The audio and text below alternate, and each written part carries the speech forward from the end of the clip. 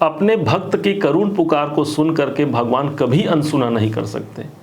भगवान प्रलय का नाद अनसुना कर सकते हैं, लेकिन अपने भक्त की पुकार नहीं। और इसी बात को चरितार्थ करते हुए आप ये समझिए कि देवगुरु बृहस्पति इस समय पर वक्री हो गए हैं।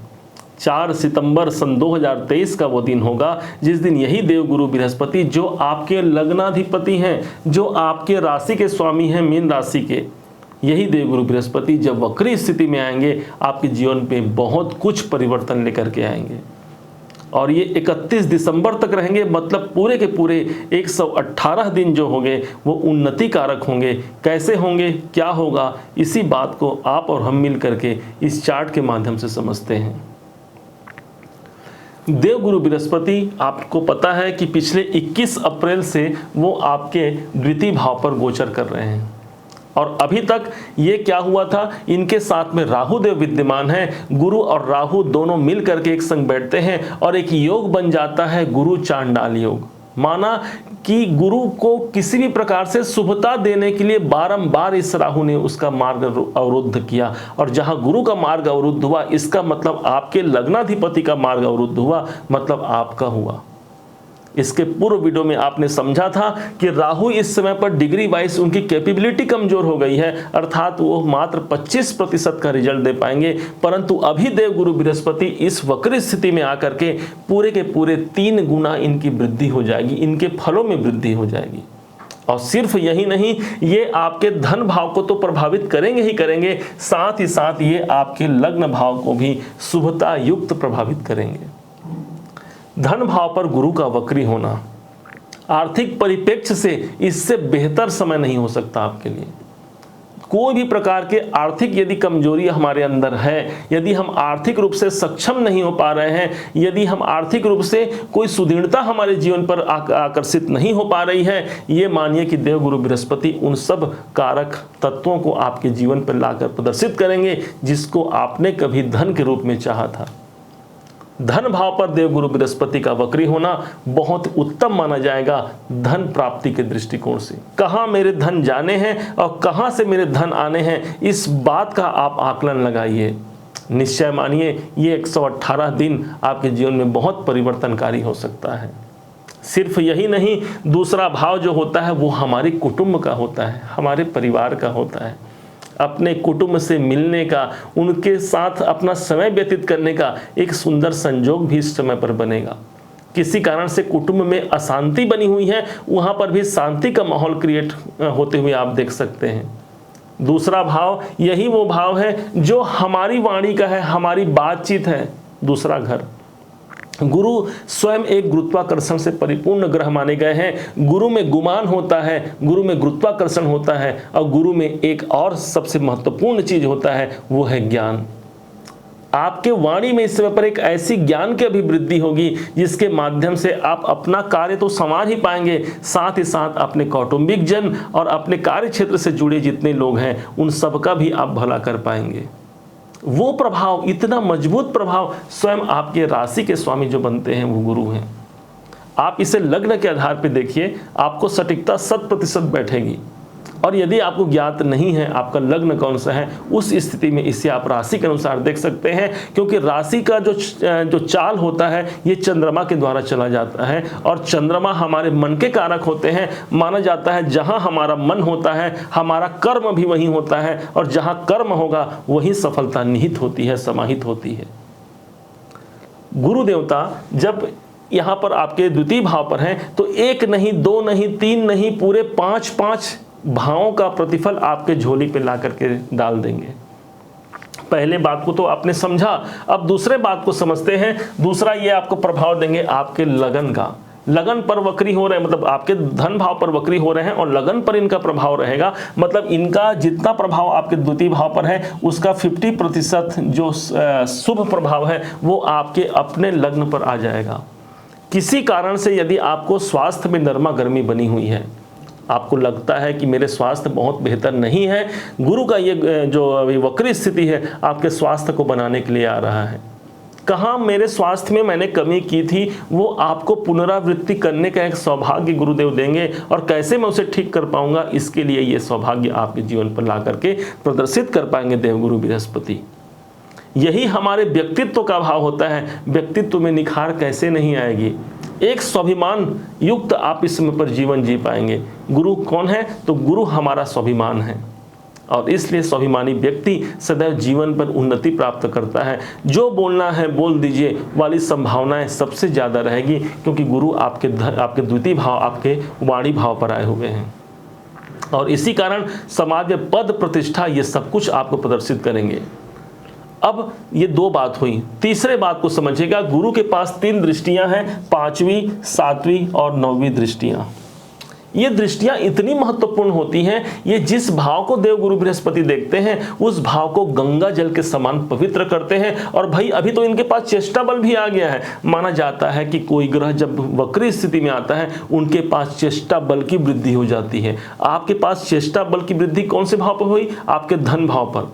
कैसे चेष्टा किसे को कहेंगे आप, मतलब जहां मेरा ध्यान सबसे ज्यादा रहे, आपके धन और कुटुंब पर सबसे ज्यादा आपका ध्यान रहेगा। क्यों, क्योंकि चेष्टा बल की वृद्धि आपके इसी भाव पर हो रही है, द्वितीय भाव पर। दृष्टियों की बात करते हैं तो गुरुदेव जहां बैठते हैं उस भाव से पंचम भाव, 1 2 3 4 5 पंचम दृष्टि दे करके आपके छठे भाव को यहां पर गंगा जल के समान इस भाव को पवित्र कर रहे हैं। मानो कि देव गुरु बृहस्पति ने गंगा जल का छिड़काव आपके छठे भाव पर कर दिया हो। छठा भाव वो स्थान हो गया भाई जो आपके कर्तव्यों का है, जो आपके मेहनत का है, और मेहनत का प्रतिफल आपको देने वाले हैं देवगुरु बृहस्पति। आप ये जानिए, छठा भाव ही हमारा जॉब है, हमारी नौकरी है। इस भाव पर यदि गुरु का प्रभाव रहे तो नौकरी से संबंधित कोई भी आपकी अशांति है, लगता है आपको कि मैंने वो पद प्रतिष्ठा प्राप्त नहीं कर पाया जो मैं नौकरी में मुझे प्राप्त करना था, गुरु देवता का वक्रत्व दृष्टि है, वहां पर आपको सफलता देखने को मिलेगी। जिस सैलरी के मैं लायक था वहां मुझे कम सैलरी प्राप्त हो रही है, गुरु यहां पर उस भाव को भी मैनेज करेंगे। 118 दिनों का ये गोचर है जहां पर ये वक्री रहेंगे। अब यही नहीं, साथ ही साथ यहाँ पर गुरु का एक प्रभाव और भी पड़ेगा, सबसे महत्वपूर्ण प्रभाव रहेगा, यही आपके कर्जे का भाव है। तो कोई नया लोन लेने से आप यदि चाहते हैं कोई अच्छा मुझे लोन लेना है, शुभ लोन लेना है जो मेरे परिवार के लिए या मेरे बिजनेस के लिए या मेरे करियर के लिए अच्छा है, आप ले सकते हैं। क्यों, गुरु की दृष्टि धन भाव से छठे भाव को देख रहे हैं। और यदि पहले से कोई कर्जे बने हुए हैं, उन कर्जों से कोई छुटकारा मिलने का कोई आसार नजर नहीं आ रहा है, हो सकता है इस टाइम पर या तो आपके इनकम को ही बढ़ाएंगे। भाई कर्जे कैसे दूर होंगे, या तो हमारा आमदनी बढ़ेगा तो ही हम अपने कर्जे से मुक्ति पा सकते हैं। आमदनी बढ़ाने के लिए ऑलरेडी धन भाव पर देवगुरु बृहस्पति। लॉजिक को समझिए आप, और उस लॉजिक को समझते हुए यदि आप क्रियान्वित करते हैं अपने कर्मों को तो निरंतर सफलता कैसे प्राप्त नहीं होगी। गुरु के पास एक दृष्टि और है जो है सीधे इनकी सप्तम दृष्टि जो अष्टम भाव पर जा रही है।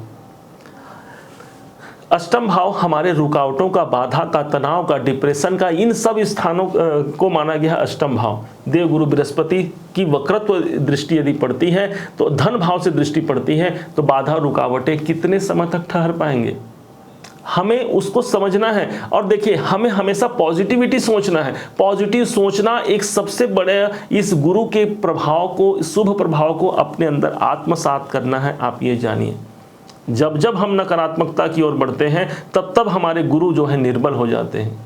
इसलिए हमेशा सकारात्मक रहिए। आप कितने भी विपत्ति समस्या हैं तो क्या ये विपत्ति समस्या कब तक रहेंगी? आप सब जानते हैं कि विपत्ति समस्या उसी के पास है जो भगवान से जुड़ा नहीं है और जो कर्तव्यों पर अपना विश्वास जिसे नहीं है। आप तो कर्मशील व्यक्ति हैं, अपने आप को पहचानिए, समझिए, और इन बाधाओं से आपको मुक्ति दिलाने के लिए स्वयं भगवान यहाँ पर खड़े हुए हैं। अष्टम भाव हमारे परिवर्तन का होता है। गुरु की दृष्टि परिवर्तन कारक होगा आपके लिए, निश्चय मानिए। धन भाव से अष्टम भाव को देख रहे हैं, कहीं हमारा पैसा फंस गया है उसे रिकवरी दिलाने का प्रयास करेंगे। कहीं मात्र हमको डेट पे डेट मिल रहा है, हमारे पैसे हम तक नहीं पहुंच पा रहे हैं, इन समय पर इस वक्री कंडीशन पे देव गुरु बृहस्पति वहां से भी पैसे निकाल के लाएंगे, क्योंकि अष्टम भाव हमारा फंसाहट है और दूसरा भाव धन है। तो जो फंसे हुए पैसे हैं उनको भी रिकवरी दिलाने का एक कार्य देव गुरु बृहस्पति करेंगे। अब यही नहीं, देवगुरु बृहस्पति के पास एक दृष्टि और बची हुई है, वो है इनकी नवम दृष्टि। और नवम दृष्टि से ये आपके दसम भाव को देख रहे हैं, जहां पर 9 नंबर लिखा है। 9 मतलब कि धनु राशि, धनु राशि के स्वामी होते हैं देवगुरु बृहस्पति। आप दोनों के ही राशि के स्वामी देवगुरु बृहस्पति होते हैं, मीन राशि और धनु राशि के। अब ये समझिए कि मैं यदि अपने घर पर मेरी दृष्टि हो, आप अपने आप को विचार कीजिए, आप अपने घर पे नहीं है लेकिन आपके घर पर आपकी दृष्टि है कोई, तो आप क्या करेंगे, आपके पास चेष्टा बल बढ़ गया है कि मतलब मेरे घर को खराब ना होने पाए, मेरा घर कोई व्यक्ति आकर के नुकसान ना पहुंचाने पाए। ठीक इसी प्रकार से गुरु का जो चेष्टा बल है वो आपके दसम भाव पर पड़ रहा है, जो कि आपके कैरियर का भाव है। आप बिजनेस करते हैं, नौकरी करते हैं, किसी प्रोफेशनल कार्य में हैं, इन सब कार्यों में आप कुल मिलाकर के कैरियर में यहाँ पर गंगा जल का प्रभाव देखने को मिल सकता है। और विशेष बात, अपने घर को देख रहे हैं तो जो आपने कर्तव्य, जो आपने किया है, जो आपने कर्म किया है, उन कर्मों का प्रतिफल दिलाने के लिए ही हमारे विधाता ने इन देवगुरु बृहस्पति को वक्री बनाया है, और जिसके कारण से इसके पास बल बढ़ गया है। बल बढ़ना अर्थात हमारे कैरियर में सफलता दिलाना। एक समय ऐसा भी आपको देखने को मिला था पूर्व समय में, जहां पर आपने कार्य तो पूरा 100% का किया, परंतु आपको प्राप्ति में कम आश्रय लेना पड़ा। राहु केतु भी अभी आपके सबल हैं, अर्थात राहु केतु निर्बल पड़े हुए हैं, तो उनका शुभ प्रभाव आपके जीवन पर पड़ेगा, क्योंकि जो बुरे ग्रह हैं वो निर्बल रहे तो ही अच्छा है। ऊपर से गुरु का यहाँ पर शुभत्व दृष्टि सदैव आपके करियर में सफलता कारक। कोई परिवर्तन हो सकता है, आप जॉब में प्रयास कीजिए, कोई अच्छा परिवर्तन का समय आ सकता है, कोई आपका सपोर्ट कर सकता है। और इसी देखिए, भगवान को यदि अच्छा करना होता है तब क्या करते हैं, अपना स्वयं भगवान कभी नहीं आते, भगवान अपने अनुचरों को किसी न किसी माध्यम से आप तक आपका मुलाकात करवा देते हैं, एक भेंट करा देते हैं। और वही भेंट जब किसी से होता है तो वहीं से हमारा भाग्य जागृति का एक सुअवसर हमें प्राप्त होता है। ये सब कुछ यहाँ पर मिलने वाला है, ये सब होने वाला है। कब तक भगवान हमसे दूर हैं आपको पता है? कब तक हमारे भाग्य हमसे दूर हैं? जब तक हम सच्ची निष्ठा से, सच्चे अपने हृदय से उनको पुकारते नहीं हैं। भाग्य हमारा साथ देने के लिए हमेशा खड़े हुए हैं। ये ब्रह्मांड भी चाहती है कि आप तरक्की कीजिए, सभी ग्रह चाहते हैं आप तरक्की कीजिए।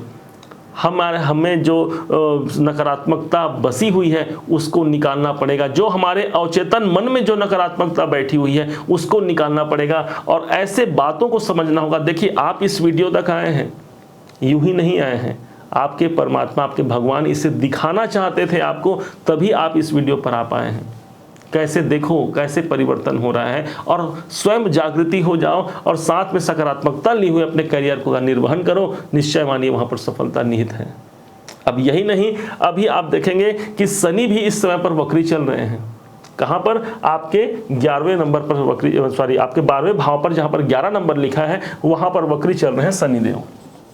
अब यहां पर शनिदेव वक्री तो चल रहे हैं, लेकिन इनका एक प्रभाव आपके एकादश भाव में है। मतलब कितना बड़ी बात है, आप समझिए जरा। एक तरफ तो शनिदेव वक्री स्थिति में आकर के आपके लाभ को प्रदर्शित कर रहे हैं, और दूसरी तरफ गुरु देवता वक्री हो गए हैं आपके धन भाव पर ही, और जो आपके लग्न को प्रदर्शित कर रहे हैं। इसका मतलब दो सबसे बड़े ग्रह हमारे सौर मंडल में, जो अच्छे, जो बड़े ग्रह माने जाते हैं, जो लंबे अवधि के ग्रह माने जाते हैं, यही तो है देवगुरु बृहस्पति और शनिदेव।